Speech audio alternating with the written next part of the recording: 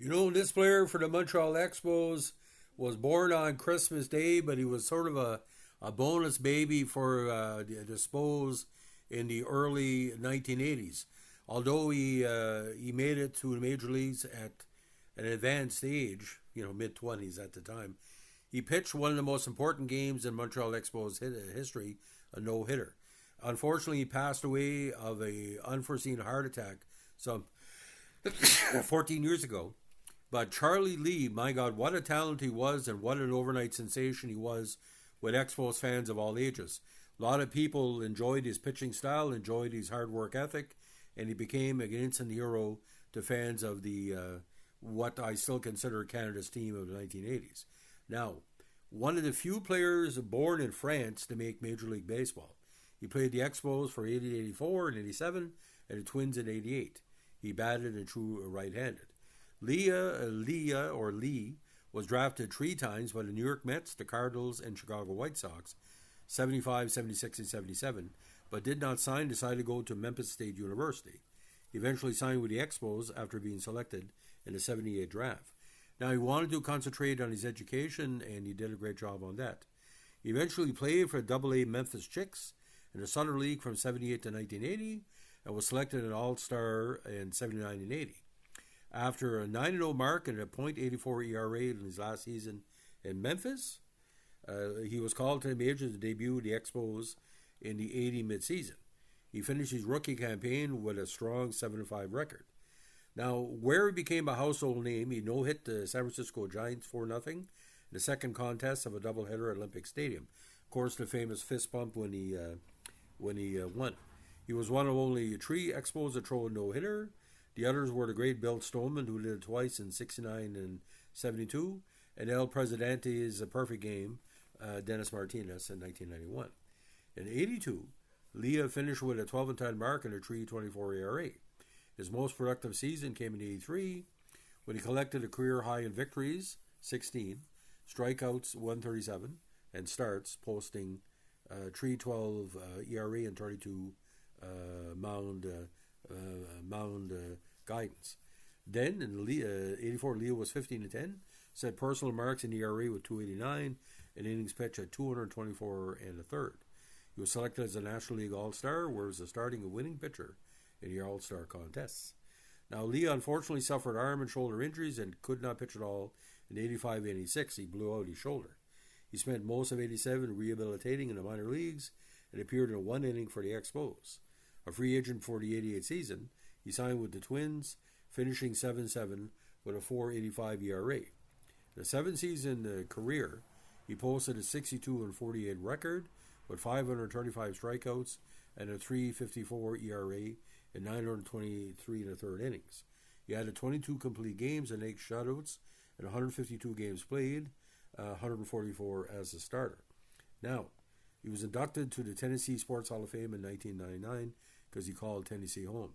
Unfortunately, he died of a heart attack on the Remembrance Day 2011 in Collierville, Tennessee, a great loss to everybody in the baseball community. Now, ironically, ladies and gentlemen, the Tennessee Sports Hall of Fame, you don't get in there unless you're very, very talented. And what a lot of people appreciated with him, he was so dedicated, ladies and gentlemen. Now, inducted into the Tennessee Sports Hall of Fame in 1999, he began his baseball career at Kingsbury High School in Memphis. After graduation, again, he was drafted by the Mets. Instead, he headed for Shelby State Community College. There he was drafted twice, once by the Cardinals and once by the White Sox. When he went to Memphis State University to continue his education, he eventually joined the Expos. Now, in 95, Lee was chosen as the Tennessee Sports Hall of Fame Professional Athlete of the Year. Now, what made him so respected, the fact is he had a strong, good personality. He was dedicated to his teammates. He was dedicated to all the people that was there. Now, UPI did a very interesting story on him on his no-hitter. It's written by Ed McMahon for UPI. Charlie Lee no longer resembles Charlie Brown as a starting pitcher. No, sir, unlike that famed cartoon character, Lee has proven he can prevent the opposition from getting any hits. Charlie, who had not gotten past the fifth inning either of his previous two starts, achieved a pitcher's dream Sunday by hurling a no-hitter at Montreal and leading the Expos to a 4-0 victory over the Giants in the second game of the doubleheader. Now, the 24-year-old right-hander at the time, it was the first no-hitter in the major leagues pitched in 81 and the first by Montreal pitcher since 72. It was the first no-hitter in major leagues since Jerry Rice of the Dodgers bet the Giants 8-0 in 1980. A throwing error by shortstop Bill Russell in that contest prevented Rice from posting a perfect game. Leo, a right-hander, was a major contributor to the Expos stretch run in the National League East last season. After being called up for Denver American Association, struck out a career-high 8 and walked 4. Although there was no hard-hit balls off him, he did have an anxious moment in the 8th when he issued walks to Darrell Evans and Larry Herndon with none out. Leah, however, got out of the jam by getting Milt Bay hitting a double play. Dave Bergman also walked, but Billy Smith flied out to left fielder Tim Raines. The Expos scored all the runs in the 7th inning off starter Ed Whitson. Up to that point, he had allowed just 3 hits while matching scoreless innings with Leah. Rookie Tim Wallach led off the 7th with his second home run of the year. The other runs came off Rodney Scott's 2-run double and Andre Dawson's RBI double. When Cool Breeze gets 2 RBIs in a game, you know it's special. In the first game, Darrell Evans and Enos Cabell slugged solo homers in support of a San Francisco win. Now, the idea about Leah in that contest, he had his good stuff. He told CBC in an interview later on in the week that he felt really at home on the mound that day, you know, when everything moves together. Now, they say athletes that for Tennessee who grow up in the Tennessee system, especially baseball players, are adept under pressure because of all the university and college and high school baseball battles they've gone through. But especially from the Memphis area, the Memphis Chicks, a very, very strong minor league team for years. A lot of great players that come from there.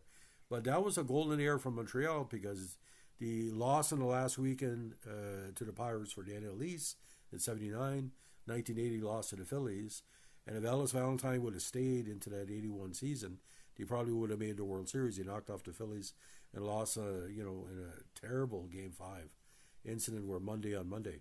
But having Charlie there, you had Gullickson, you had Bryn Smith, all these, as Dad said, guaranteed 10-win a season. Scott Sanderson was around there, David Palmer.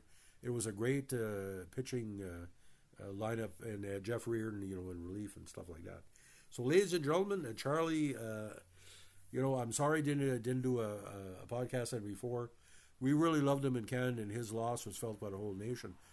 Because what you saw with Charlie is what you see, what you get. A very hard-working guy, very good stand-up guy. And like I said, we do miss him because that glorious 79-81 for the Expos, everybody remembers everybody that played with that team. And Jim Fanning came in, taking over Dick Williams. I thought Dick Williams would lead us to a division title, and, drama. But if Reggie Jackson would have signed, he would have won the World Series all those 3 years, in my personal opinion. So maybe in a parallel universe. So, ladies and gentlemen, if you like what you're doing with our Montreal Expo Tribute podcast, let us know with a like, comment, subscribe, or share.